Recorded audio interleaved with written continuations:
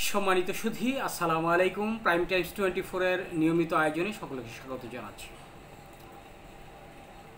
5ই আগস্টের পর বাংলাদেশের মধ্যে যে 48টি নিবন্ধিত দল রয়েছে, এই দলগুলোর মধ্যে বিভিন্ন সময় বিভিন্ন রকম এই নির্বাচন নিয়ে যে দ্বিমত প্রকাশ সেটা আমরা দেখেছি। কিন্তু গত 13ই জুন যখন অন্তর্বর্তীকালীন সরকারের প্রধান উপদেষ্টা ডক্টর মোহাম্মদ ইউনূস লন্ডনে গিয়ে তারেক রহমানের সাথে যখন তিনি বৈঠক করলেন, তখন থেকে আমরা নিশ্চিত হয়েছি এবং বিএনপি সহ অন্যান্য দলগুলো একমত হয়েছে যে 2026 সালের ফেব্রুয়ারি মাসের মধ্যে, অর্থাৎ এই রমজান মাসের আগেই বাংলাদেশে একটি জাতীয় সংসদ নির্বাচন হতে যাচ্ছে। এর পূর্বে যেই সব বিষয়গুলো নিয়ে আলোচনা সমালোচনা ছিল সেটা হলো জাতীয় সরকার, স্থানীয় সরকার নির্বাচন, অর্থাৎ এই উপজেলা, ইউনিয়ন এবং ওয়ার্ডের মেম্বার, চেয়ারম্যান, উপজেলার এই সব নির্বাচনগুলো, অর্থাৎ স্থানীয় সরকার প্রকৌশল বিভাগের আয়ত্তে যেই নির্বাচনগুলো হয় সেটা হলো স্থানীয় সরকার। এই স্থানীয় সরকার নির্বাচনকে নিয়ে বিএনপির মধ্যে আমরা বারবার দেখেছি তাদের মতৈক্য। তারা সব সময় চাইছে যে এই আপনার সংসদ নির্বাচনের পরপর যেন এই স্থানীয় সরকার নির্বাচনগুলো হয়। আসলে এখানে বিএনপি অত্যন্ত কৌশলী একটি অবলম্বন করেছে কৌশল। সেই কৌশলটা হচ্ছে, যদি জাতীয় সংসদ নির্বাচন হয়, নির্বাচন হলে বিএনপি নিশ্চিত ক্ষমতা আসবে।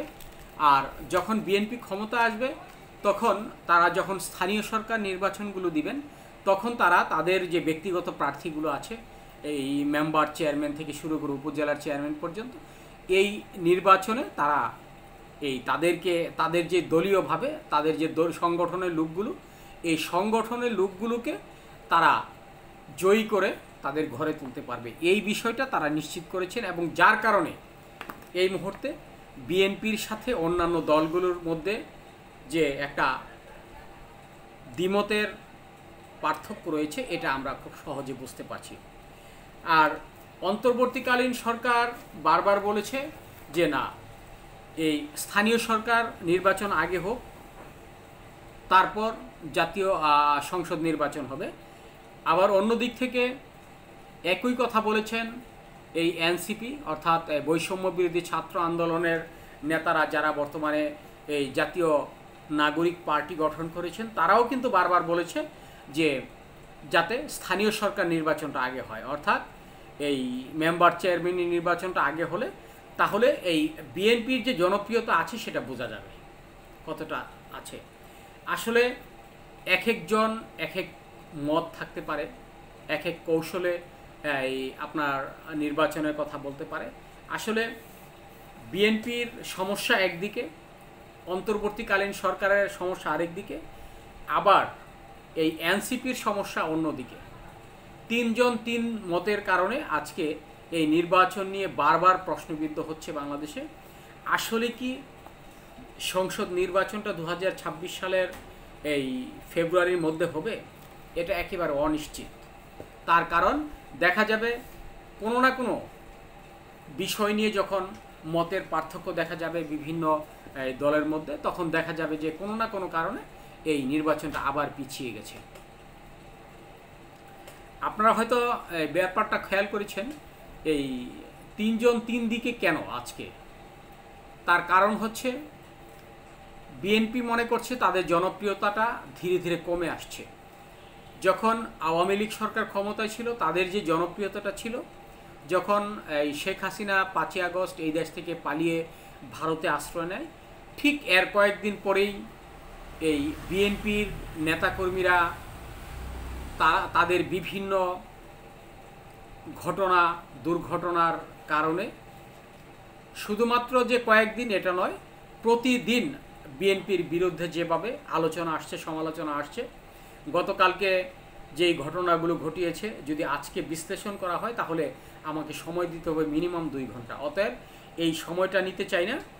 তারপরেও বলছি যে বিএনপির নেতাকর্মীরা যারা এই বিভিন্ন গ্রামগঞ্জ থেকে শুরু করে সবখানি শহর, সব জায়গাতেই তাদের যে দখলবাজ, তাদের যে লুটপাট, তারা একজনকে ধরছে, আরেকজনকে মারছে, কেউ কেন সালাম দিল না। গতকালকে শিবালয়ে যে ঘটনা ঘটেছে, তারপর ঘটেছে একজনের দাড়ি নিয়ে টানাটানি, আজকে আমি নাম বলতে চাই না। তারপর বিভিন্ন অপকর্ম, আসলে এইসব বিএনপির অপকর্মের কথা বলতে গেলে অনেক সময়ের ব্যাপার। যেভাবে তারা শুরু করেছে এটা অত্যন্ত বিএনপির জন্য ক্ষতিকারক, যার কারণে আজকে এই বিএনপির ভারপ্রাপ্ত চেয়ারম্যান জনাব তারেক রহমান বলেছেন যে তোমরা মনে করো না যে মাঠ একেবারে পরিষ্কার, আগামী নির্বাচনে আমরা যে কোনো সময় জয়ী হতে পারবো। আসলে বিএনপিকে এখন এই চিন্তাটা করতে হবে, তারেক রহমানের যে দিক নির্দেশনা, তারেক রহমান যেভাবে এই বিষয়টাকে উপলব্ধি করছে, এই উপলব্ধিটা যদি এখন বিএনপির তৃণমূল পর্যায় থেকে শুরু করে মহানগরীর নেতা পর্যন্ত এবং কেন্দ্রীয় কমিটির নেতা পর্যন্ত যারা এখন আছে, তারা যদি এই বিষয়টা খেয়াল করেন যে আসলে বিএনপির অবস্থানটা এখন কোথায়। বিএনপিকে আসলে নির্বাচন করলেই এই বেশ সংখ্যাগরিষ্ঠতা পাবে? মোটেও না। তার কারণ বিএনপি, আমি মনে করছি এখন 4টি ভাগে ভাগ হয়ে যাবে। এক সময় বিএনপিকে মানুষ যতটা ভালোবাসতো, এই মুহূর্তে এসে বিএনপি ততটাই কোণঠাসা হয়ে পড়েছে এবং তাদের বিভিন্ন কার্যকলাপের দ্বারা জনগণের সাথে তাদের যে সম্পৃক্ততা ছিল, এই সম্পৃক্ততা থেকে তারা বেশ কিছু দূরে সরে চলে গেছে। যার কারণে স্থানীয় সরকার নির্বাচন হলে যদি প্রথমে হয়, তাহলে দেখা যাবে যে এমপি মন্ত্রীরা যেহেতু থাকবে না এই মুহূর্তে বিএনপির, যার কারণে দেখা যাবে মানুষ নিরপেক্ষভাবে যদি ভোট দেয় তাহলে বিএনপি নির্বাচিত হতে পারবে না, বিএনপির যারা এই স্থানীয় পর্যায়ের নেতাকর্মী রয়েছেন। আর যদি স্থানীয় সরকারটা আপনার সংসদ নির্বাচনের পরে হয়, তাহলে তারা একটা দলীয় প্রভাব খাটাতে পারবে, দলীয় এমপি মন্ত্রীরা তাদেরকে এই সাহায্য সহযোগিতা করতে পারবে, প্রশাসনকে হাতের মুঠোয় রেখে তারা একটি পাতানো নির্বাচন দিতে পারবে। যার কারণে এখন বিএনপি নির্বাচন চাচ্ছে না। এই কমপক্ষে সংসদ নির্বাচনের পর যদি স্থানীয় সরকার নির্বাচন হয় তাহলে তারা প্রভাব খাটাতে পারবে। অন্যদিকে অন্তর্বর্তীকালীন সরকার তিনি সবসময় চাইবে যাতে তার সময়টা যাতে একটি নিরপেক্ষ এবং সুস্থ নির্বাচন হয়। এই নির্বাচন হলে এই অন্তর্বর্তীকালীন সরকারের যতগুলো দুর্নাম রয়েছে সবগুলো দুর্নাম কেটে যাবে। অন্যদিকে এনসিপি চিন্তা করছে যে আমরা এখনও মাঠ গুছাইনি, তার কারণ আমরা এখনও 300 আসনে আমরা এখনও যেতে পারিনি। যার কারণে এখন এই 300 আসনকে যদি তারা সুন্দরভাবে পর্যালোচনা করে প্রত্যেকটা অঞ্চলে গিয়ে গিয়ে তাদের এই আপনার পরিচিতিটা বাড়াতে পারে, তখন দেখা যাবে তারাও একটি স্থানীয় সরকার নির্বাচনের জন্য বিভিন্ন দল থেকে, তাদের দল থেকে সিলেক্ট করবে। এই সিলেক্ট করার মাধ্যমে তাদের একটা পরিচিতি বাড়বে, পরিচিতি বাড়লে ভবিষ্যতে সংসদ নির্বাচনগুলো তাদের জন্য সহজ হয়ে যাবে এবং একেবারে গ্রামগঞ্জ, ওয়ার্ড এবং ইউনিট পর্যায়ে তাদের যে পরিচিতিটা হবে, এই পরিচিতিটার জন্য এখন এনসিপি বারবার বলছে যে স্থানীয় সরকার নির্বাচনটা পরে হোক। তার কারণ পরে হলে তাদের জন্য সুবিধা। আসলে এক একটা দল এক এক রকম চিন্তা ভাবনা নিয়েই এগুচ্ছে, যার কারণে এখন স্থানীয় সরকার নির্বাচনটা যতটা আগে দিতে পারবে তখনই অন্তর্বর্তীকালীন সরকারের সুবিধা এবং এই আপনার যারা বর্তমানে রয়েছেন তাদের সুবিধা রয়েছে। আমরা মনে করছি এই কারণেই বিভিন্ন দলগুলো বিভিন্ন মত প্রকাশ করছে। ধন্যবাদ সবাইকে, ভালো থাকবেন, নিরাপদ থাকবেন।